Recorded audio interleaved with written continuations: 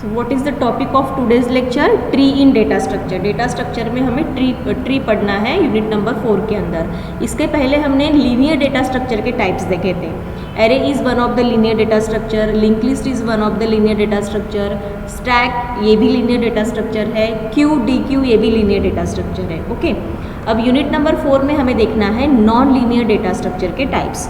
Tree and graph they are non linear data structure. Tree का जो representation रहता है वो हायरार्चिकल रिप्रेजेंटेशन रहता है। उसमें जो भी नोड्स का कनेक्टिविटी रहती है या जो भी नोड्स हम डिज़ाइन करते हैं they are in the form of hierarchical relationship, और उसका जो डायग्राम रहता है वो ट्री लाइक डायग्राम रहता है। The best example is family tree diagram. हमारी फैमिली ट्री डायग्राम को हम कहेंगे पेरेंट चाइल्ड रिलेशनशिप, जिसमें हमारे ग्रैंडफादर या फादर, ग्रैंडमदर, ग्रैंडफादर जो है वो बेस रहेंगे, उसके बाद हमारे फादर आते हैं, उसके बाद हम आते हैं या फिर हमारे बच्चे आते हैं। तो फॉर एग्जांपल ये जो आपको फैमिली ट्री डायग्राम आपको आगे दिख रही है, so Suresh is the head of the given family. उसके बाद उसके जो चाइल्ड्स है वो है सुनीता, समीर एंड साहिल। सुनीता के भी चाइल्ड्स है राहुल एंड टीना। समीर का एक चाइल्ड है माला। साहिल के 2 चाइल्ड है पूजा एंड निकिता। माला के भी 2 चाइल्ड है राज एंड राजीव। तो इस तरीके से ये एक हमारी पेरेंट चाइल्ड रिलेशनशिप डिज़ाइन हो रही है फैमिली के अंदर। ओके, अब इसके कुछ टर्म्स है जिसे हम ट्री में हम उसको कुछ टर्म्स में हम उसको रिप्रेजेंट करते हैं। For example, tree is an abstract model of hierarchical structure and it consist of number of nodes. उसके अंदर नंबर ऑफ नोड्स रहते हैं। तो जो आपको ये ओवल शेप में जो दिख रहे हैं दे आर नोड्स। ठीक है, लेफ्ट साइड में जो आपको डायग्राम, राइट साइड में जो डायग्राम दिख रही है आपको A B C D and E, उसके बाद फिर से 2 नोड्स दिख रहे हैं जिसमें कुछ कैरेक्टर्स नहीं है, फिलहाल वो एम्प्टी है, एम्प्टी नोड्स है। तो ये जो नोड्स रिप्रेजेंट कर रहे हैं ट्री के नोड्स है ये पूरे। ठीक है, there are 7 nodes present in the given tree. Given tree के अंदर 7 नोड्स प्रेजेंट है। तो उसके कुछ की टर्म्स आपको ध्यान में रखना ज़रूरी है। वो की टर्म्स क्या है? तो tree is a sequence of nodes. एक तो ट्री के अंदर जो नोड्स रहते हैं उसका एक सीक्वेंस फॉलो होता है। There is an starting node and it is called as root node. तो उसका जो सीक्वेंस फॉलो होता है वो कहाँ से फॉलो होता है? स्टार्टिंग नोड से। तो गिवन ट्री में A is one of the root node, वो एक रूट नोड कहलाएगा। ठीक है, वहाँ से स्टार्ट हो रहा है आपका ट्री का diagram. Every node other than root node are the parent node. Root node को छोड़ के जो जितने भी नोड्स क्रिएट होंगे उसे हम पेरेंट नोड कह सकते हैं। नोड्स में have any number of childrens, उसके अंदर नंबर ऑफ चिल्ड्रंस क्रिएट होते हैं। तो ये कुछ की टर्म्स है जो आपको ध्यान में रखना ज़रूरी है। पहला तो ये कि ट्री डायग्राम जब फॉर्म होती है वो जिस नोड से फॉर्म होगी, जहाँ से स्टार्ट होंगी, उसे रूट नोड कहा जाता है। रूट नोड को छोड़ के बाकी जो नोड्स रहते हैं जो उससे फॉलो अप करते हैं, उसके जो चाइल्ड क्रिएट होते हैं उसे पेरेंट नोड कहा जाता है। इस तरीके से पेरेंट नोड के भी खुद के चिल्ड्रंस क्रिएट हो सकते हैं और it contains any number of childrens can be created. ठीक है, नंबर ऑफ चिल्ड्रंस हम क्रिएट कर सकते हैं। उसके बाद ये एक डायग्राम आपको बताई गई थी, रूट नोड कौन सा है। ठीक है, तो A is the root node, जिसमें हम देख रहे हैं कि root node has 2 childs B and C। ठीक है, B और C ये 2 चाइल्ड्स उसके क्रिएट हो रहे हैं रूट A के। ठीक है, but both are called as parent. वो दोनों को हम पेरेंट कहेंगे क्योंकि रूट नोड तो एक हमारा सिंगुलर रूट नोड है। ठीक है, जहाँ से हमारी ट्री स्टार्ट हो रही है। रूट नोड से जो भी नोड क्रिएट होते हैं उसे पेरेंट नोड कहा जाता है। सो B is the parent node of D and E। तो B के जो भी चिल्ड्रंस क्रिएट हुए हैं D और E, उसका पेरेंट कौन है? तो B है। वैसे ही C is the parent node of F and G। F and G का पेरेंट नोड कौन सा है? C। तो A is the root node and B and C is the parent node. और B और C के जो भी चिल्ड्रंस क्रिएट हो रहे हैं उसका पेरेंट, जैसे B है, D और E का पेरेंट B है, F एंड G का पेरेंट C है। ओके, देन लेवल पे अगर हम आते हैं, so root node is in the level 0। Level 0 पे जो रहेगा रूट नोड रहेगा। Parent node represent the level number 1। Parent के जो भी चिल्ड्रंस क्रिएट होते हैं they follow the level number 2, और फिर उसके भी अगर कुछ चिल्ड्रंस फॉलो होते हैं या क्रिएट होते हैं सो उसे हम कहेंगे लेवल नंबर 3। इस तरीके से लेवल्स उसके क्रिएट होते हैं आपके ट्री के। तो नंबर ऑफ लेवल्स क्रिएट हो सकते हैं, ठीक है। यहाँ पे लीफ नोड आपको यहाँ पे कौन से दिख रहे हैं, लीफ नोड यानी लास्ट वाले नोड जिसके कोई भी चिल्ड्रंस फॉर्म नहीं हो रहे, वो कौन से नोड्स हैं, H, E, I, J and G, ठीक है। बिकॉज H जो है वो लीफ नोड कहा जाएगा उसको, क्योंकि उसका कोई भी चिल्ड्रंस क्रिएट नहीं हुआ है। E का भी लीफ नोड, E को भी हम लीफ नोड कह सकते हैं। I, J और G को भी हम लीफ नोड कह सकते हैं। But D and F is not a leaf node, क्योंकि D का एक चाइल्ड क्रिएट हुआ है, राइट चाइल्ड क्रिएट हुआ है H, वैसे ही F के 2 चिल्ड्रंस क्रिएट हुए हैं I एंड J। तो F and D is not a leaf node, but H, E, I, J and G are the leaf node. तो इस तरीके से हमें ट्री डायग्राम को रिप्रेजेंट करना है। नेक्स्ट डायग्राम में भी वही चीज़ बताई गई है। अब ये प्रीवियस डायग्राम में आपको सब ट्री बताई गई है, ठीक है। सब ट्री जो डैश लाइन से जो पाथ आपका क्रिएट हो रहा है, dashes line represent the path of the sub tree का पाथ रिप्रेजेंट कर रहा है वो, ठीक है। तो सब ट्री कैसे, कहाँ से फॉलो हो रही है, रूट नोड से फॉलो हो रही है। रूट नोड कौन सा है, ए का पेरेंट नोड जो राइट साइड पेरेंट नोड जो क्रिएट हुआ है वो सी का लेफ्ट साइड जो चाइल्ड क्रिएट हुआ है एफ के फिर से 2 चाइल्ड क्रिएट हुए हैं आई एंड जे। तो यहाँ पे जी नोड जो है उसका कुछ भी चिल्ड्रंस क्रिएट नहीं हुए हैं, बट एफ के 2 चिल्ड्रंस क्रिएट हुए हैं। तो यहाँ पे आई जे एंड एफ, ठीक है। आई जे के लिए पेरेंट कौन सा है, एफ, तो यहाँ पे एफ आई एंड जे ये एक सब ट्री फॉर्म हो रही है, ठीक है। ये जो आपको गिवन डायग्राम में दिख रही है वो पूरी ट्री है हमारी, बट इस गिवन ट्री की अगर सब ट्री फॉर्म हो रही है तो वो हो रही है F I and J. I and J are the childrens of F parent node. तो आई एंड जे के लिए एफ बन जाता है पेरेंट नोड, वैसे ही एफ के लिए पेरेंट नोड कौन सा है, सी, और सी का रूट नोड कौन सा है, ए। तो यहाँ पे ये जो डैश लाइन से हम रिप्रेजेंट कर रहे हैं sub tree, a subtree with F has its root. तो यहाँ पे हम सब ट्री में रूट किसे कहेंगे, एफ को, ठीक है। गिवन ट्री, पूरी जो ये गिवन ट्री डायग्राम आपको दिख रही है इसमें रूट नोड कौन सा है, ए, बट जो सब ट्री हमारी क्रिएट हुई है, ठीक है, जो पाथ जो डैशेश लाइन से जो हम यहाँ पे सब ट्री रिप्रेजेंट कर रहे हैं, इसमें सब ट्री में उसका रूट कौन सा फॉर्म होगा, एफ इज द रूट, और उसके फिर पेरेंट नोड कौन से रहेंगे, आई एंड जे, ठीक है। They are also a leaf node, क्योंकि आई और जे के कुछ भी चिल्ड्रंस फॉर्म नहीं हुए हैं। यहाँ पे आपकी ट्री डायग्राम स्टॉप हो चुकी है तो हम उसको लीफ नोड कहेंगे, ठीक है। But they also called as parent node, वो पेरेंट नोड भी है क्योंकि वो सब ट्री का हिस्सा है, और सब ट्री में F is the root node, और रूट नोड को छोड़ के उसके नीचे जो भी नोड्स क्रिएट होते हैं उसको हम पेरेंट नोड कहते हैं। तो आई और जे ये पेरेंट नोड भी है, उसके साथ साथ गिवन ट्री के लीफ नोड भी है। तो गिवन ट्री के पूरे लीफ नोड हम कौन कौन से कहेंगे, H, E, I, J and G, they are the leaf nodes, ठीक है। वैसे इधर यहाँ पे नेक्स्ट डायग्राम में हम देखेंगे, नेक्स्ट डायग्राम में भी आपको यहाँ पे रूट नोड कौन सा दिख रहा है, ए, ठीक है। रूट नोड को छोड़ के जो भी नोड्स क्रिएट होते हैं उसे हम पेरेंट नोड कहते हैं। रूट नोड जहाँ पे है वो कहलाता है लेवल नंबर 0। उससे जो भी नोड्स क्रिएट हो रहे हैं B and C, they are in the level number 1, ठीक है।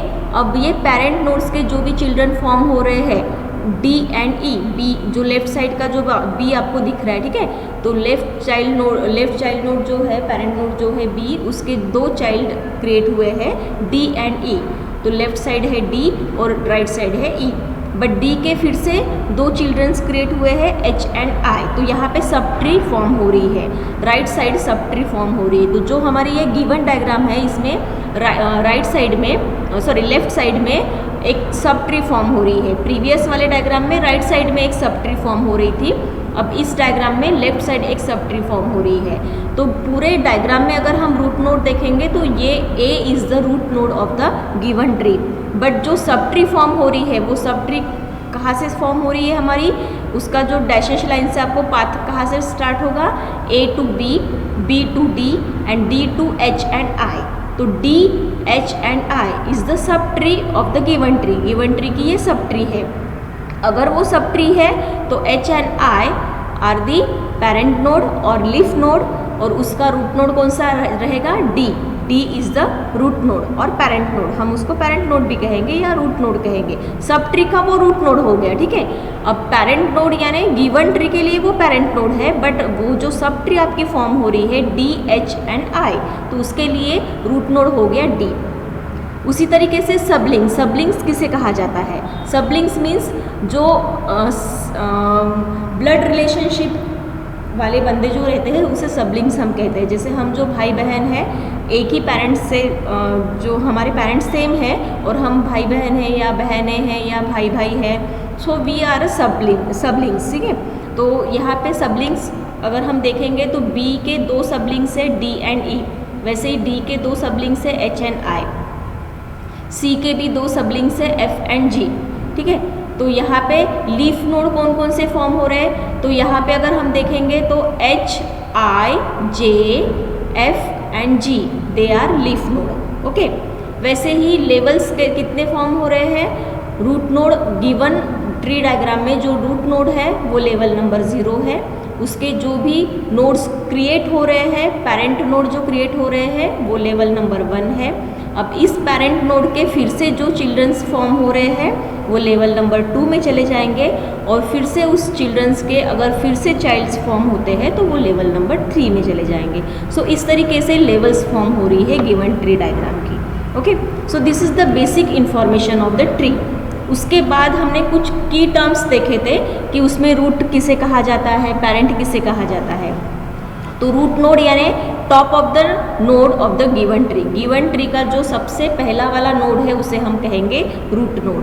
पेरेंट नोड किसे कहेंगे, any node except the root node has one edge upward to the node called as parent. अगर रूट नोड छोड़ के किसी भी नोड का पेरेंट नोड के तरफ कोई एज जा रही है तो उसे हम कहेंगे, उस नोड को हम कहेंगे पेरेंट नोड। जैसे यहाँ पे डी की एक एज बी के तरफ दिखा रही है, ठीक है, यानी अपवर्ड साइड में यहाँ पे बी के तरफ दिखा रहा है,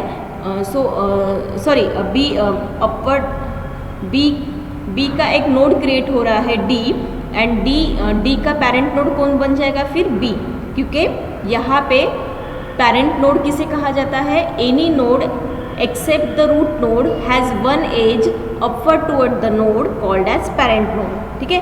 तो पेरेंट नोड यानी रूट नोड को छोड़ के जो भी नोड क्रिएट होने वाले हैं वो है पेरेंट नोड।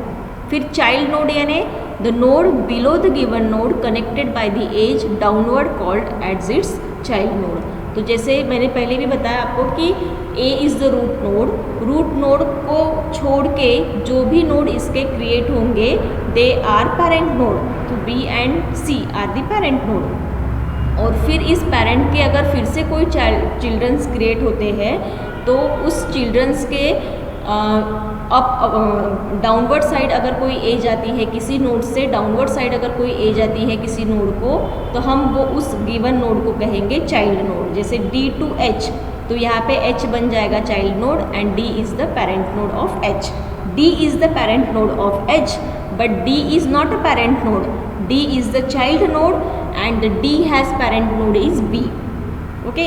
इस तरीके से समझ में आ रहा है आपको। चाइल्ड नोड यानी जो नीचे, जो एज नीचे जा रही है वो नीचे वाले नोड को कहेंगे हम चाइल्ड नोड, और जिस नोड से वो नीचे जा रही है वो नोड बन जाएगा उसका पेरेंट। तो H अगर हम इस तरीके से देखेंगे तो H is the child node and child node H has parent is D, D is again a child node and D has parent node is B।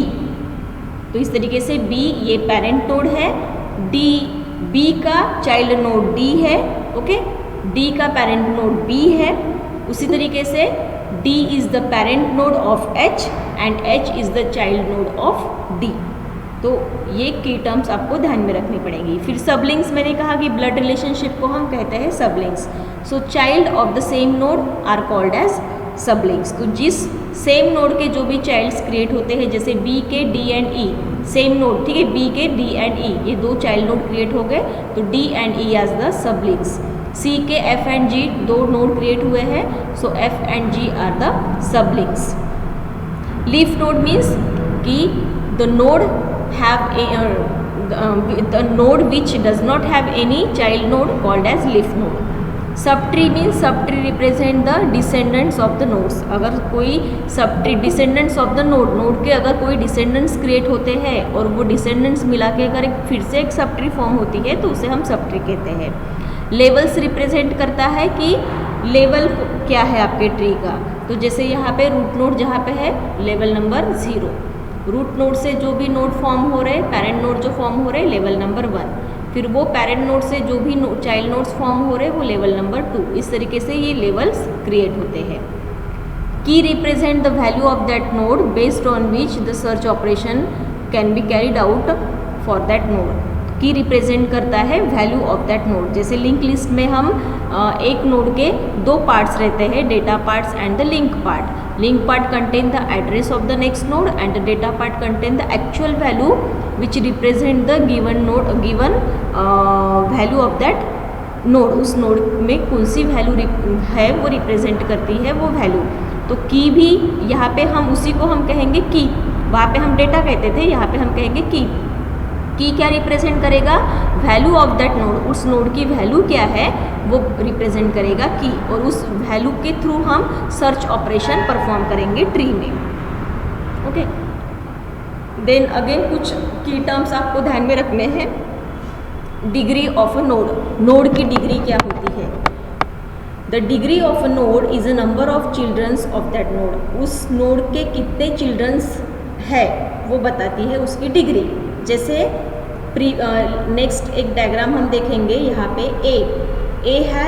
A is the root node, okay, but root node A has 3 childrens, उसके 3 childrens है B C D, तो ए की degree क्या रहेंगी? 3। So A is the root node and A has degree of the node A is 3, क्योंकि उसके 3 childrens है इसलिए। डिग्री ऑफ द ट्री, पूरे ट्री की डिग्री क्या बताती है?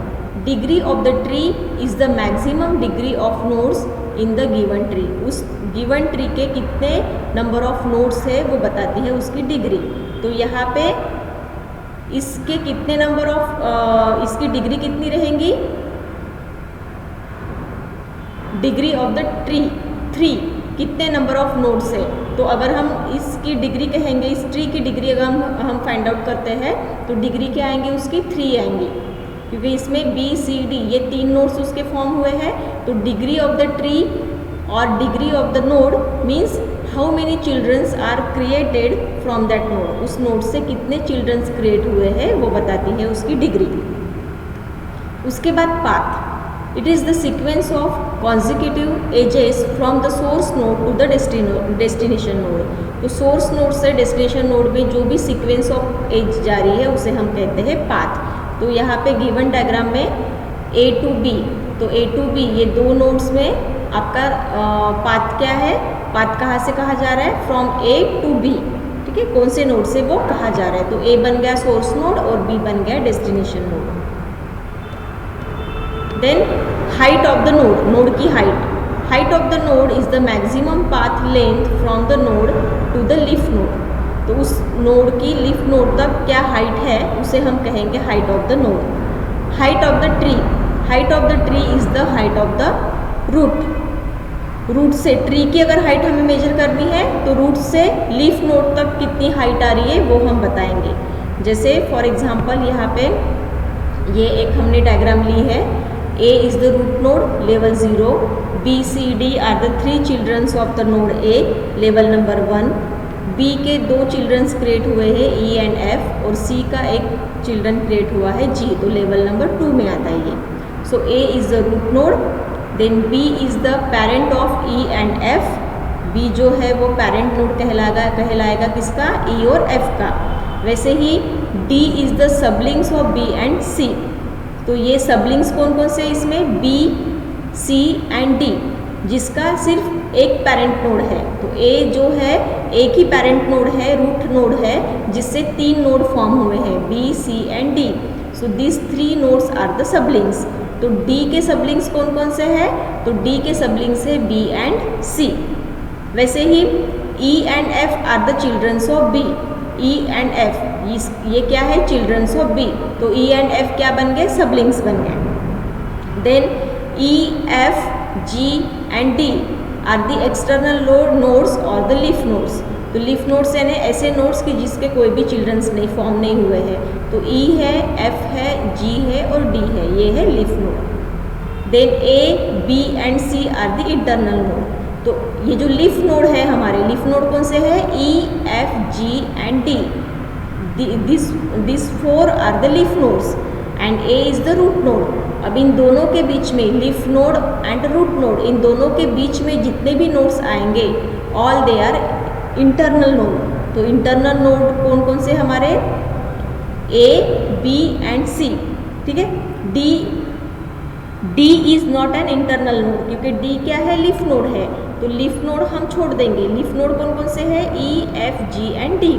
तो ये लीफ नोड छोड़ के जो भी नोड्स आते हैं all they are consider as a internal node. तो उसमें A is again a internal node, B and C are the internal node. Depth of the node F, इसका डेप्थ क्या है, डेप्थ यानी depth of F is the 2 यानी depth यानी उसकी depth कितनी है, हाइट कितनी है, डेप्थ कितनी है। तो एफ जो क्रिएट हुआ है नोड, उसका पेरेंट कौन सा है, बी, और बी का पेरेंट क्या है, ए। तो उसकी डेप्थ कितनी हो गई, 2। वैसे ही height of the tree is 2। इस पूरे ट्री की हाइट कितनी है, हाइट कितनी है, तो number of levels to be created, जितने नंबर ऑफ लेवल्स क्रिएट हुए हैं वो उसकी हाइट हो गई। तो इसका रूट नोड जहाँ पे है, ठीक है, वो है लेवल 0। लेवल 0 से यहाँ पे ये जो 3 नोड क्रिएट हुए हैं, नोड ए के B, C and D, they are level number 1। और बी के जो 2 चाइल्ड नोड्स क्रिएट हुए हैं और सी का भी एक चाइल्ड नोड क्रिएट हुआ है, तो वो आ गया लेवल नंबर 2 पे, ठीक है। तो ये पूरे ट्री की लेवल या हाइट हम कैसे मेजर करेंगे, how many levels are created of that tree, उस ट्री के कितने लेवल्स क्रिएट हुए हैं। तो अभी इस ट्री के 2 लेवल्स क्रिएट हुए हैं। 0 लेवल तो रहेगा क्योंकि रूट नोड से ही स्टार्टिंग होती है, ठीक है, उसको हम हाइट में मेजर नहीं करेंगे। वहाँ से कितनी हाइट आ रही है, तो वहाँ से लेवल 1 क्रिएट हो गया और दूसरा लेवल 2 क्रिएट हो गया। तो height of the given tree is 2, okay. Then degree of node A, node A की डिग्री कितनी है, डिग्री हम कैसे मेजर करते हैं, how many nodes are created from that node, उस नोड से कितने नोड क्रिएट हुए हैं। तो अगर हम ए की डिग्री फाइंड आउट करना चाहते हैं तो ए से कितने नोड्स क्रिएट हुए हैं, B, C and D. There are 3 nodes are created from the node A, so that the degree of the node A is 3. Okay. Then degree of the tree is 3. Even that इसकी degree हम बोलेंगे 3 की है, क्योंकि degree of node और degree of tree दोनों कहलाते हैं कि how many nodes are created from the root node. Root node से कितने नोड क्रिएट हुए हैं, तो रूट नोड से 3 नोड्स क्रिएट हुए हैं। तो degree of the node A is 3 as well as degree of the tree is 3, ठीक है। But height of the tree is 2, यानी कितने नंबर ऑफ लेवल्स क्रिएट हुए हैं। तो इस तरीके से ये टर्म्स आपको ध्यान में रखना ज़रूरी है, key terms. Then characteristics of the trees, trees के कैरेक्टरिस्टिक्स क्या है, पहला तो ये कि it is the non linear data structure, then combines the advantage of an ordered array, ठीक है। ऑर्डर अरे है, एक के बाद एक नोड क्रिएट हो रहा है because of they are in a order way, इसलिए हम उसको ऑर्डर अरे कहेंगे। तो एक इसका एक एडवांटेज हो गया, कैरेक्टरिस्टिक्स हो गया कि ये एक ऑर्डर अरे है। पहले रूट नोड फॉर्म हो रहा है, फिर उसके बाद पेरेंट नोड फॉर्म हो रहा है, पेरेंट नोड से उसके चाइल्ड नोड्स फॉर्म हो रहे हैं, चाइल्ड नोड्स के भी चाइल्ड नोड्स फॉर्म हो रहे हैं। तो एक ऑर्डर मेंटेन हो रहा है यहाँ पे। Searching as fast as in a order array, तो जब भी कोई ऑर्डर अरे क्रिएट होता है तो उसमें सर्चिंग फास्ट रहता है, ठीक है। अगर मुझे कोई नोड सर्च करना है तो वो इजीली मैं सर्च कर सकती हूँ। तो इसलिए इसका एक एडवांटेज या इसका एक ट्री का कैरेक्टरिस्टिक्स है searching as fast as in a order array. Insertion and deletion as fast as in a link list, तो लिंक लिस्ट से भी इजीली इंसर्शन और डिलीशन होता है ट्री में। And simple and fast, it is a simple way to represent a tree diagram, क्योंकि easily हम उसको ग्राफ्स कर सकते हैं। अगर आपने किसी भी चीज़ को एक ट्री डायग्राम में बता दिया तो हर किसी बंदे को समझ में आएगा। अगर हम बोलेंगे ये मेरे ग्रैंडफादर थे, ग्रैंडफादर के भी पापा वो थे, वो पापा के काका वो थे, इस तरीके से अगर हम बताएंगे किसी को तो कंफ्यूज हो जाएगा आगे का बंदा। बट वही चीज़ आप अगर एक ट्री फॉर्म में, ट्री डायग्राम में बता दोगे तो सिंपल वे में उसको समझ में आएगा और वो ग्रास्प भी फास्ट कर लेगा। So these are the characteristics of the tree. अब इसके एप्लीकेशंस कौन से हैं? तो पहला तो एप्लीकेशन ट्री स्ट्रक्चर का एप्लीकेशन हमें फाइल स्टोरेज में दिखता है। कंप्यूटर में जब हम कोई जैसे डायरेक्टरी है आपकी C drive, D drive, E drive, उसमें हम फाइल स्टोर्स करते हैं, ठीक है। तो इस तरीके से एक ट्री डायग्राम वहाँ पे फॉर्म होती है, फोल्डर्स बनते हैं, फोल्डर के अंदर फिर से सब फोल्डर्स बनते हैं, सब फोल्डर्स के अंदर फिर से फाइल क्रिएट होती है, फाइल्स आप सेव करते हो। तो वहाँ पे एक डायरेक्टरी ट्री स्ट्रक्चर मेंटेन किया जाता है कंप्यूटर के अंदर। तो वो एक एप्लीकेशन हो गया, directory structure of the file stored. Then structure of the arithmetic expression, तो कुछ अरिथमेटिक एक्सप्रेशन में भी हमने ट्री स्ट्रक्चर देखा है। फॉर एग्जांपल जैसे हम कुछ एक्सप्रेशंस रहते हैं ब्रैकेट नोटेशन के वगैरह, ठीक है। जैसे ब्रैकेट में a प्लस, ओके, ब्रैकेट में हमने b मल्टीप्लाई बाय c, ऐसा अगर मुझे मेरा एक एक्सप्रेशन है तो वहाँ पे हम कहेंगे कि वो एक ट्री डायग्राम फॉर्म हो रही है, ट्री स्ट्रक्चर फॉर्म हो रहा है, क्योंकि उसमें हम प्रेफरेंसेस यूज़ करते हैं। तो सबसे पहले किसका एग्जीक्यूशन होगा? सबसे पहले पैरेंथेसिस के अंदर जो भी वैल्यूज़ है वो एग्जीक्यूट होंगी, फिर उसकी जो भी वैल्यू कैलकुलेट होगी, जो भी रिजल्ट आएगा वो रिजल्ट ऐड होगा a वैल्यू के अंदर। तो अगर इस तरीके का मेरा कोई अरिथमेटिक ऑपरेशन है a प्लस ब्रैकेट में, ठीक है, राउंड ब्रैकेट जो रहते हैं हमारे, सर्कुलर ब्रैकेट जो रहते हैं, ब्रैकेट के अंदर a प्लस ब्रैकेट के अंदर b मल्टीप्लाई बाय c, तो सबसे पहले प्रेफरेंस किसे दिया जाएगा? ब्रैकेट मल्टीप्लिकेशन को। तो ब्रैकेट का मल्टीप्लिकेशन पहले होगा, देन आफ्टर उसका जो भी रिजल्ट आएगा वो a में, a की जो वैल्यू है उसमें ऐड किया जाएगा। तो उसे भी कहा जाता है ट्री एप्लीकेशन। तो उसमें भी जो डेटा स्ट्रक्चर यूज़ हो रहा है वो ट्री डेटा स्ट्रक्चर यूज़ हो रहा है। Used in almost every 3D video games to determine what objects need to be rendered। तो 3D वीडियो गेम्स जो आते हैं उस वहाँ पे भी ट्री स्ट्रक्चर यूज़ होता है। Used in almost every high bandwidth router for storing router table। तो जहाँ पे भी हम राउटर्स हम जहाँ लेते हैं, जैसे इंटरनेट हमारे पास है, हमारे लैब में इंटरनेट है, तो इंटरनेट के लिए हमने राउटर्स लिए हैं, तो वहाँ पे राउटर्स टेबल क्रिएट होते हैं और राउटर टेबल्स में ट्री डायग्राम में या ट्री स्ट्रक्चर में आपके जो भी जितने भी क्लाइंट्स अटैच है आपके नेटवर्किंग में, जितने भी आपके आईपी एड्रेसेस है, हर एक पीसी के जो आईपी एड्रेसेस है, उसका जो भी स्टोरेज लोकेशन है, जो एड्रेस है, उसका जो यूनिक एड्रेस है, वो पूरा मेंटेन किया जाता है ट्री फॉर्म डेटा स्ट्रक्चर में उस पर्टिकुलर राउटर टेबल के अंदर, ठीक है। वो जो बैंडविड्थ राउटर रहता है उसके अंदर ट्री स्टोरेज रहता है, उसके अंदर एक टेबल रहता है राउटर टेबल, और उस राउटर टेबल के अंदर जितने भी क्लाइंट्स आपके नेटवर्किंग में अटैच्ड है, ओके, उसका हर एक क्लाइंट का यूनिक आईपी एड्रेस जनरेट होता है और वो पूरे IP addresses tree data structure के फॉर्म में राउटर टेबल में स्टोर रहते हैं। Then used in a compression algorithm such as those used by .jpeg and .mp3 file format. तो जितने भी हमारे JPEG और MP3 फाइल फॉर्मेट्स जो रहते हैं, या कॉम्प्रेशन हम जब जो भी उसमें जो कॉम्प्रेशन एल्गोरिदम्स यूज़ किए जाते हैं डेटा स्टोर करने के लिए, तो वहाँ पे भी ट्री डेटा स्ट्रक्चर का यूज्ड होता है। तो दीज आर दी एप्लीकेशन। तो यहाँ पे तो बेस्ट जो हमें पता है ऑलरेडी, हमें जो पता है वो है डायरेक्टरी स्ट्रक्चर, जो हमारे गिवन कंप्यूटर में हम देखते हैं कि डायरेक्टरी स्ट्रक्चर जो हमें दिखता है वो एक ट्री लाइक फॉर्म में हमें दिखता है। दूसरा हमें जो वेल नोन एग्जाम्पल हम बता सकते हैं वो है अरिथमेटिक एक्सप्रेशन, तो उसमें हम ट्री लाइक डेटा स्ट्रक्चर देखते हैं। बाकी के ये जो तीन है 3D वीडियो गेम्स में हो गया, या राउटर में राउटर टेबल मेंटेन करना हो गया, या फिर कॉम्प्रेशन एल्गोरिदम जहाँ पे हम हमारी इमेजेस जो है वो JPEG फॉर्मेट में या MP3 फाइल्स फॉर्मेट में हम उसको कन्वर्ट करते हैं या फिर हम सेव करते हैं, तो उसमें जो कॉम्प्रेशन एल्गोरिदम यूज़ किए जाते हैं वहाँ पे भी ट्री डेटा स्ट्रक्चर का यूज किया जाता है। So these are the application of tree, okay. Then the next topic is introduction to binary tree. Binary tree क्या होती है? Binary tree means a tree that has only 2 childrens, जिसके सिर्फ 2 ही childrens रहते हैं, उसे हम बाइनरी ट्री कहते हैं। A binary tree is a tree in which no node can have more than 2 childrens. ऐसे नोड्स कि जिसके 2 से ज़्यादा चिल्ड्रंस नहीं होते हैं, यानी रूट नोड के सिर्फ 2 ही चिल्ड्रंस क्रिएट होंगे, जो 2 ही पेरेंट नोड क्रिएट होंगे।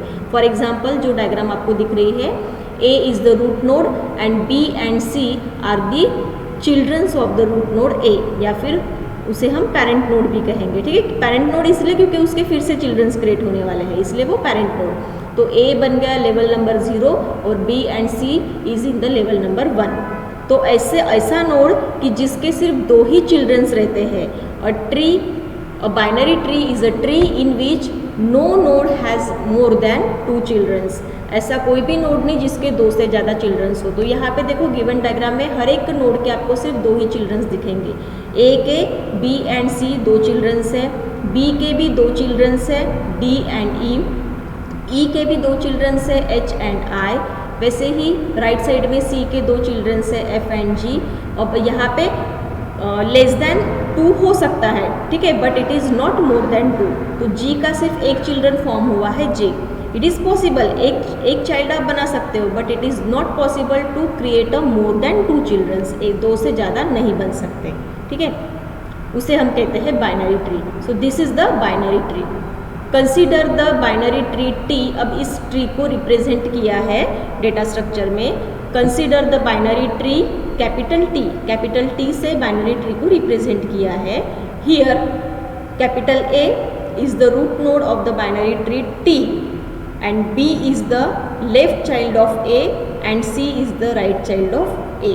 ठीक है, तो B ये लेफ्ट चाइल्ड है उसका और C क्या है, राइट चाइल्ड है। That is A is the father of the B and C। तो B एंड C का फादर कौन बन गया, A। ठीक है, root node A। The node B and C are the siblings. अगर एक ही नोड के 2 नोड्स क्रिएट होते हैं तो वो एक ब्लड रिलेशनशिप में आते हैं और उन दोनों को हम कहेंगे सबलिंग्स। तो B and C are the सबलिंग्स।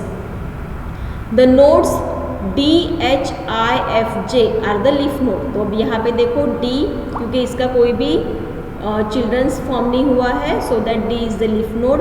E के 2 चिल्ड्रंस फॉर्म हुए हैं, H and I, but H has no more childrens, I again has no more childrens, so that D, H, I, उसी तरीके से F and J are the leaf node of the given tree. Given binary tree के leaf nodes ये है D, H, I, F and J।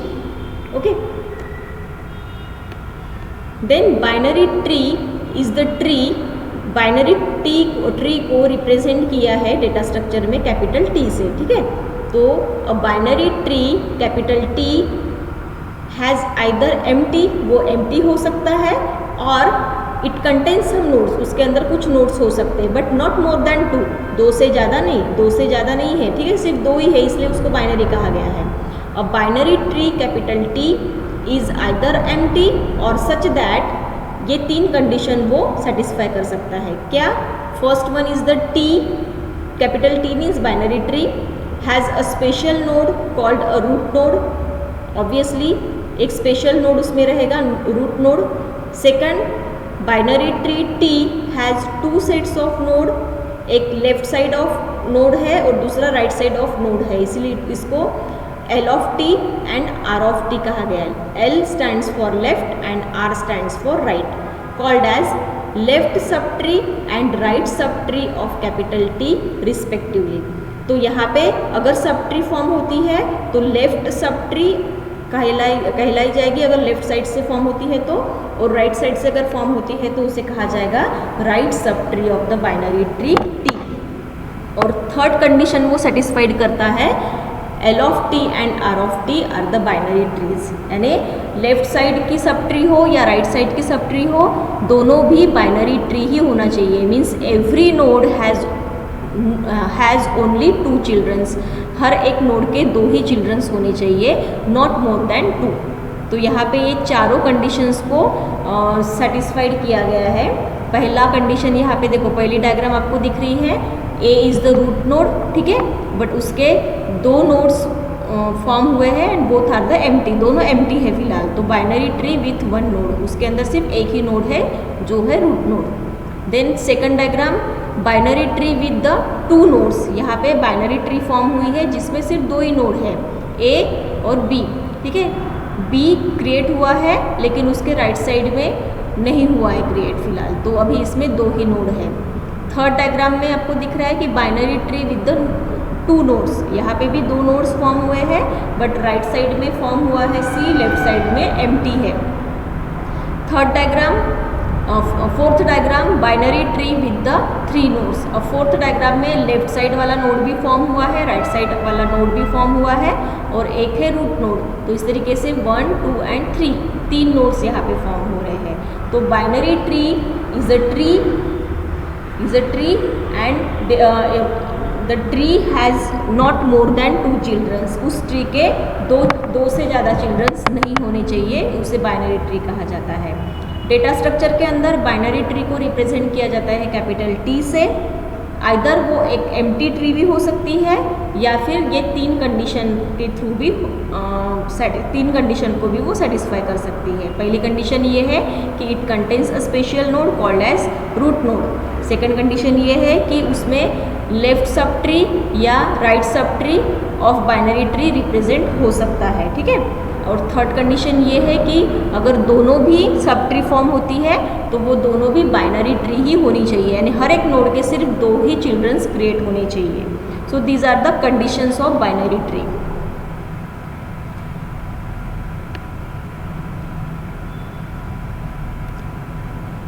Okay, so that's it for today. यहाँ तक ही रखेंगे हम, ये इसके आगे का पार्ट हम बाइनरी ट्री का जो आगे का पार्ट है वो हम कल पढ़ने वाले हैं।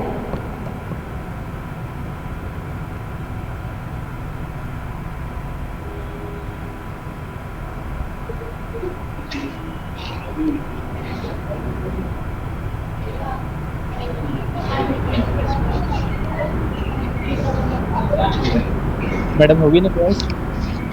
Hello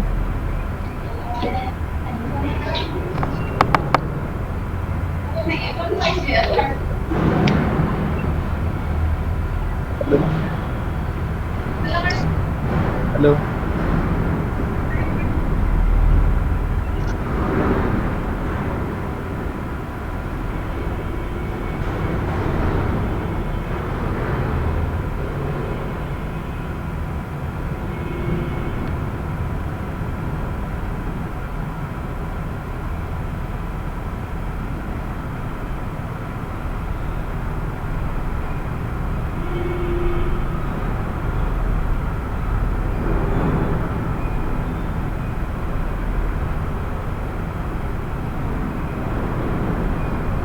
hello ma'am.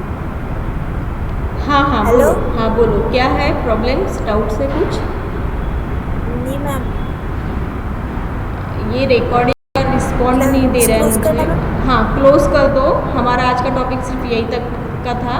अगर रिकॉर्डिंग होती है तो मैं आपको ग्रुप में या क्लासरूम में डाल देती हूँ, ठीक है। कल का लेक्चर इसी टाइम पे होगा।